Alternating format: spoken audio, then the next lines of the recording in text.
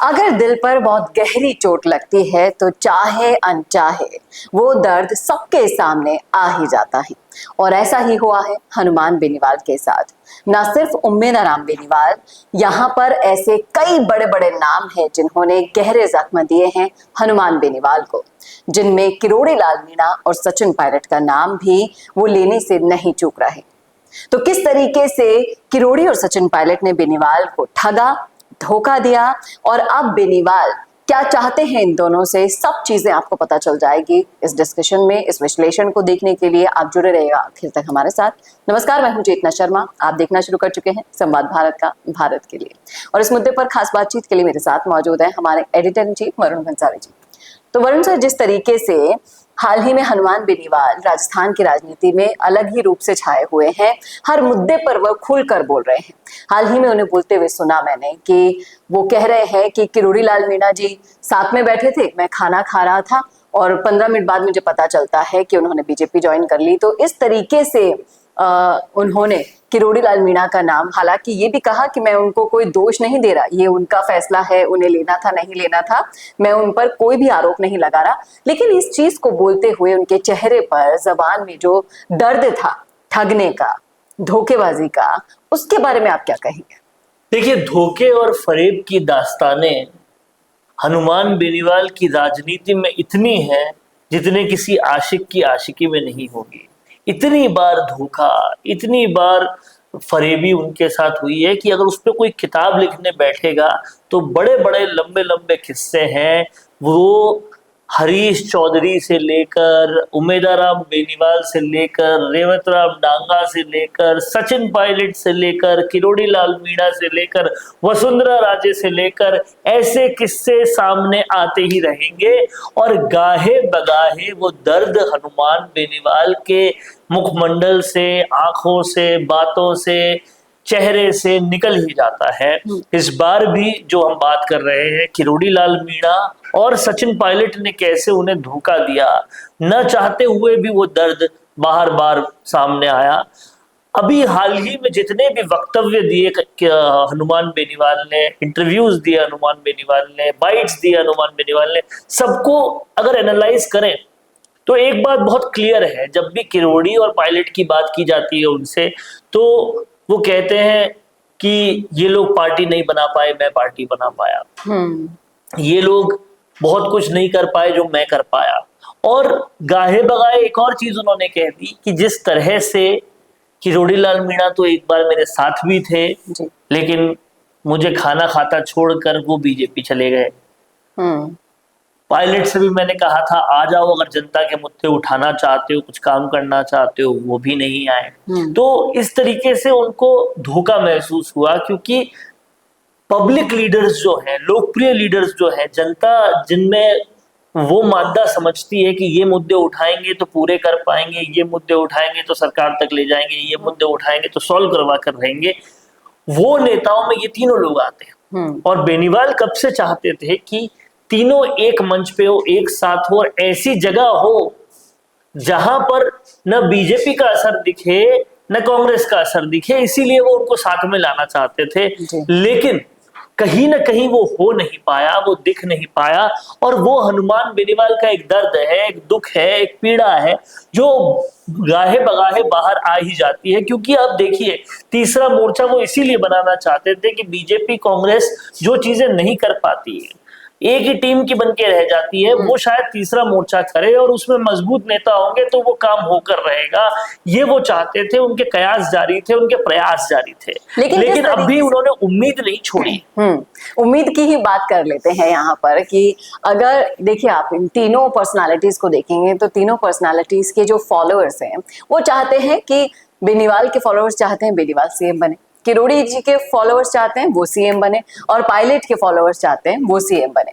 अगर मान लीजिए, ये बेहद एक काल्पनिक चित्र भी है कि तीनों एक पार्टी में रहते हैं, तो सीएम कौन बनेगा, ये सवाल अगर उठता है तो आप बताइए कि इन तीनों में से क्या? देखिए, बोलने को चाहे बेनीवाल ने भी इस सवाल पर ये बोला हो कि कोई भी बन जाएगा, लेकिन बहुत सिंपल सी ये बात है कि तीनों जब साथ में होंगे तो पावर क्लैशेस बिल्कुल होंगे, क्योंकि लेकिन पहली बात तो तीनों के सवाल पास यही है कि तीनों साथ हो ही नहीं सकते हैं। तीनों के पास लोकप्रियता का एक लेवल है, साथ में किसी वजह से आ भी गए तो यहाँ सीएम कौन बनेगा ये अभी कोई बड़ा प्रश्न इनको नहीं लग रहा होगा, लेकिन जब आएंगे तो लगेगा, वो बहुत जाहिर सी बात है। क्योंकि अब देखिए, गुर्जर, जाट और मीणा, ये तीनों ही बेल्ट ऐसी है जो चाहती है कि उनका सीएम हो। और आप देखेंगे अगर राजस्थान के इतिहास में अभी तक तीनों जातियों का सीएम नहीं हुआ।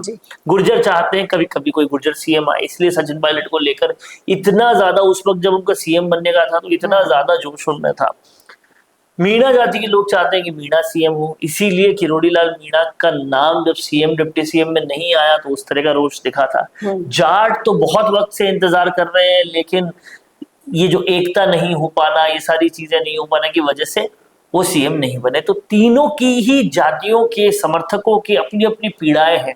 अब अगर वो पीड़ा सॉल्व नहीं होती तो फिर एक जो सीएम बनेगा उसके अलावा दोनों गुस्सा ही रहेंगे, क्योंकि दोनों के समर्थक गुस्सा रहेंगे और कहीं ना कहीं पावर क्लैशेस आएंगे। लेकिन विचारधाराओं का भी तो इतना बड़े स्तर का डिफरेंस है इन तीनों पर्सनालिटीज में, चाहकर भी आप चाहे हम चाहे, हमारे चाहने से कुछ नहीं होगा। विचारधाराओं का भले ही डिफरेंस रहे, लेकिन मकसद जो है ना वो तीनों का कहीं ना कहीं एक ही है। गुर्जरों को भी वो इंसाफ नहीं मिला, चाहे आरक्षण में हो चाहे दूसरी चीजों में हो। जाटों को भी वो इंसाफ नहीं मिला और मीणाओं को तो बिल्कुल भी नहीं मिला।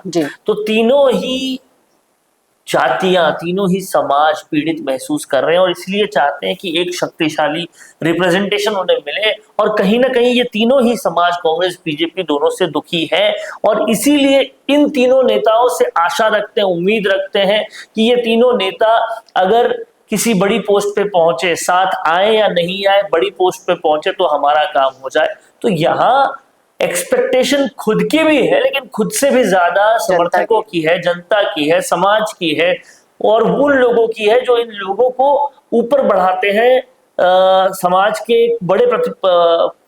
बड़ा प्रतिनिधित्व देते हैं। जी, लेकिन कहीं ना कहीं इन तीनों को एक साथ देखने का जो सपना है वो शायद एक सपना रह जाए। लेकिन हनुमान बेनीवाल की जब बात आती है, उनको सपोर्ट देने की बात आती है, तब कोई भी ऐसा नेता अभी तक मुझे नहीं दिख रहा जो उनके साथ, उनके राइट हैंड बन के, हमेशा जो भी राइट हैंड बनाए उन्होंने उनको धोखा ही दिया है। लेकिन अभी भी हनुमान बेनीवाल आस कर रहे हैं कि किरोड़ी लाल मीणा जैसे नेता के, सचिन पायलट जैसे नेता के उनके साथ आए। लेकिन जब अगर हनुमान बेनीवाल संघर्ष करने निकलते हैं, तब से लेकर अगर आप उनके पूरी चीजों को ऑब्जर्व करेंगे तो उनके जैसा नेता उनको देखने में, राजस्थान की अगर राजनीति में ढूंढने में भी नहीं मिलेगा। ये बात सुहाने सच है। एसआई भर्ती को आप देख लीजिए, एसआई भर्ती में कितने दिन हो गए संघर्ष करते हुए बेनीवाल को, कोई बड़ा फेस अभी तक उनके पास नहीं पहुंचा है। राजस्थान की राजनीति में इतना भूचाल आया हुआ है, एक तरफ कांग्रेस अपने आप को बचाने के लिए संविधान बचाओ रैली निकाल रही है, दूसरी तरफ महेश जोशी का चैप्टर अलग ही चल रहा है। इन सब के बीच में अगर बेरोजगारों की कोई सोच रहा है तो वो है हनुमान बेनीवाल, युवाओं के भविष्य की कोई सोच रहा है तो वो है हनुमान बेनीवाल।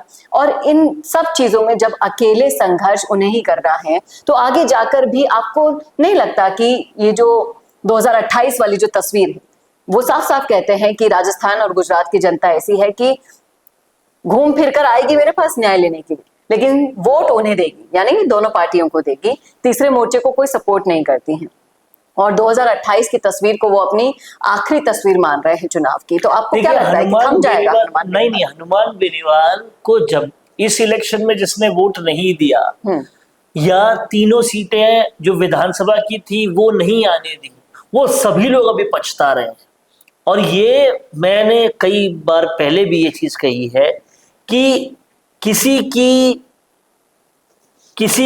की जरूरत तभी महसूस होती है जब वो वहां से चला जाता है।